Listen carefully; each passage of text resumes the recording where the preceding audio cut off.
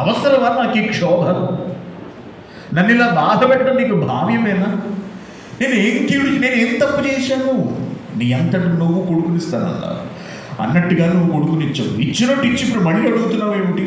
ఇది ఎంతవరకు సమంజసం? ఇది నీకు న్యాయమేనా? ప్రశ్నిస్తాడు మనిషి దేవుణ్ణి. ఏం మాట్లాడలేదండి.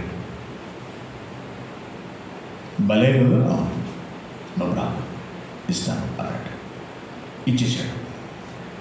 ఒక్క సెకండ్ ఉంటే ఆ బలి కార్యక్రమం పూర్తయిపోదు. అప్పుడు ఆఫ్ చేశాడు దేవుడు. వద్దులే, ఆగు, నువ్వు నాకు భయపడతావో లేదో అని నిన్ను పరీక్షించను అన్నాడు దేవుడు. అబ్రాహాముకు కలిగినటువంటి ఆ మానసిక వేదన ఈరోజు మనం మాట్లాడుకునేలా చేసింది. అతడి నీతిని మరొకసారి స్థాపించింది అతడి భయభక్తులతో కూడిన జీవితం.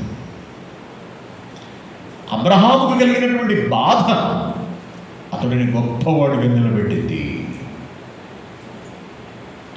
అంటే మన జీవితంలో మనకు కలిగేటటువంటి బాధ, అంటే భక్తుల గురించి మాట్లాడుతున్నాను, క్రైస్తవుల గురించి మాట్లాడుతున్నాను, అందరి గురించి కాదండి.